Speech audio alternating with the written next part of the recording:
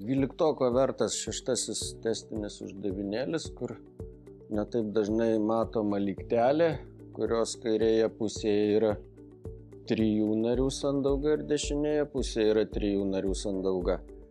Uždavinys testinis, pateikti šios lygties atsakymai, sprendiniai, reikia pasirinkti teisingą raidelę.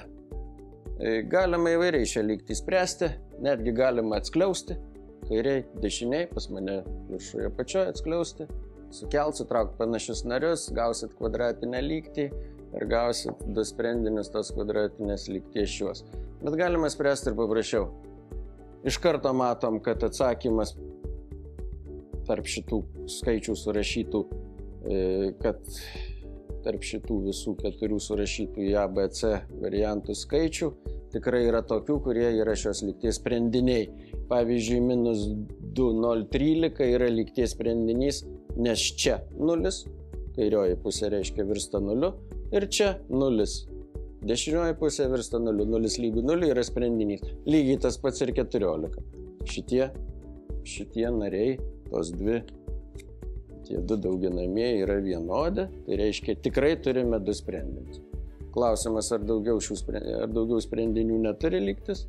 Aišku, šitie sprendiniai, šie skaičiukai nėra lygties sprendiniai. Kai 2,11 tai kairioji pusė 0, bet čia aiškiai ne 0. Kai 2,15 lygiai tas pats, čia ne 0, o čia 0. Na tai, iš tų samprotavimų iš karto darom išvadą, kad vienintelis teisingas atsakymas yra C. Galima spręsti jį ir kitaip dar tą uždavinį. Galima viską sukelti į kairę pusę ir tada šiuos 2 iškelt prieš skliaustus. Tai bus sandauga šitų, o skliaustuose kas liks? X plus 2, 0, 11, minus x minus 2, 0, 15, x susiprastins, bus minus 4, kart šis lygu 0 ir vis tiek gausim tuos pačius 2 sprendinius. Bet laiko negaištant, iš atsakymų labai greit nesunku nustatyti teisingą atsakymo raidę.